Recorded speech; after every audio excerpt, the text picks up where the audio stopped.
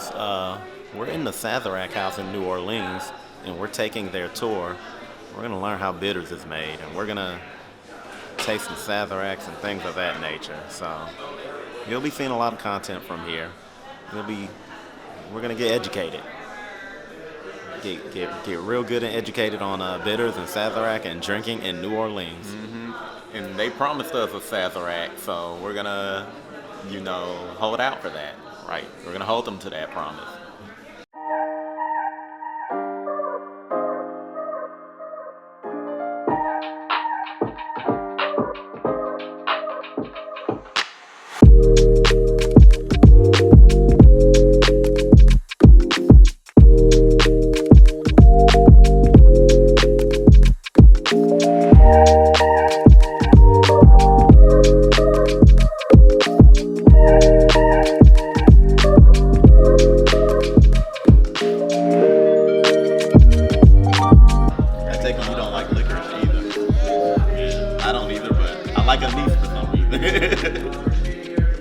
It's good with sweet stuff because it's got that bitter bite, so it balances out flavor. Yeah.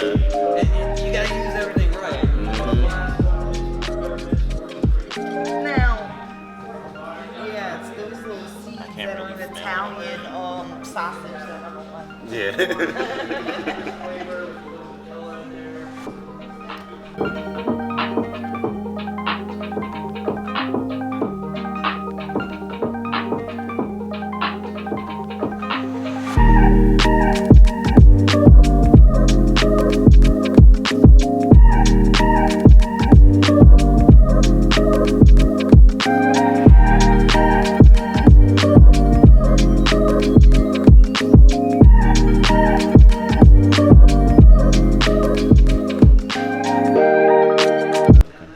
So what you're going to do is grab one of these little cards here. If you pinch the two dots together, it makes you a little spoon, and I'll load you up some drops. And bitters are basically just what we use to season our cocktails with, so kind of like the salt and pepper of the bar. You just put a couple of drops of these into your cocktails to give them more flavor and complexity. It's basically just flavored alcohol that we flavor with herbs and spices. But the first one you're trying here is our Peychaud's bitters. This is kind of the original classic bitters. It was created here in New Orleans back in the 1800s and originally was used as medicine. Kind of has a medicine-y taste to it. The gentleman who created the recipe, his name was Antoine Peychaud, and he actually went on to invent the Sazerac cocktail. And this is kind of one of the earlier types of bitters you would have found people using back in the 1800s to make their cocktails with. This last one you're going to try is from our Bittermint's brand, more of a kind of a modern craft bitter. It's going to be a little stronger. Several flavors in the Bittermint's line. This one you're trying out is our orange cream. So you're going to get that citrus, almost like an orange peel flavor, a little vanilla in there, almost like an orange zest or something. Yeah. Really good for anything you want to add citrus to. I like it.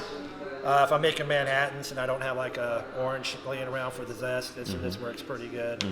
Yeah. But we do have all these downstairs in the gift shop if you're interested in the bitters. Thank you very much. Thank you. Yeah.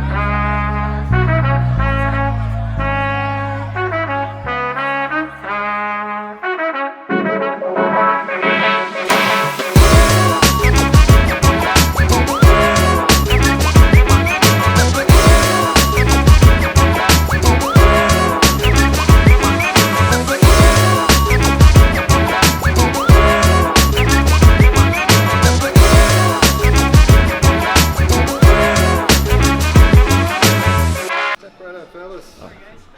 He's serving, so jump in there. Scan your wristbands first. Just tap them in the center. There you go.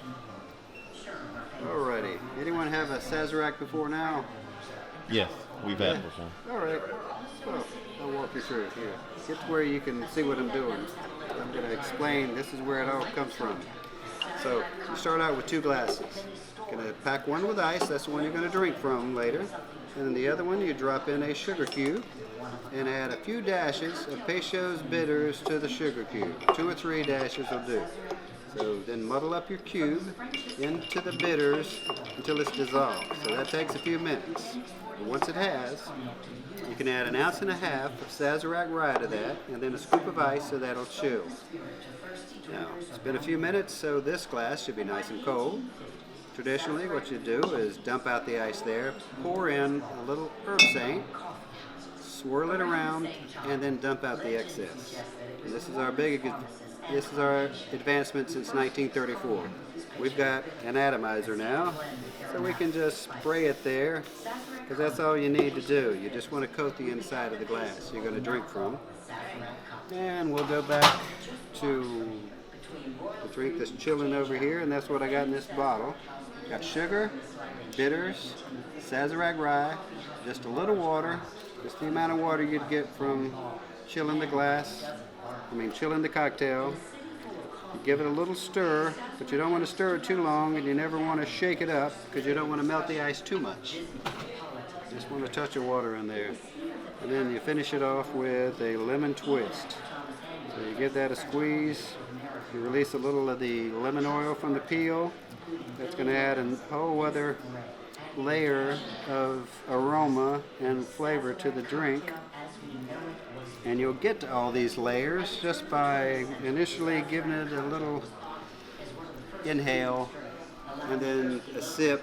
Let that sit on your tongue for a few seconds. Your palate will adjust to that, and then each sip after that, you're going to get a little bit more of the Sazerac. It's going to take a few sips for it to evolve into what it will be. So really, go ahead and help yourself. Start slowly on that, and then while you're watching that video there, you'll see what I mean. It'll evolve a little bit.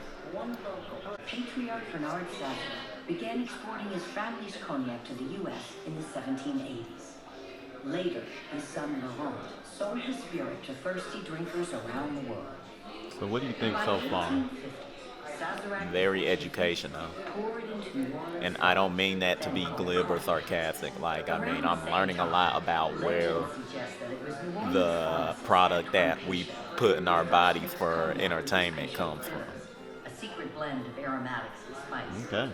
Sazerac cognac and Peychaud's bitters would become the base of what we now call the Sazerac cocktail.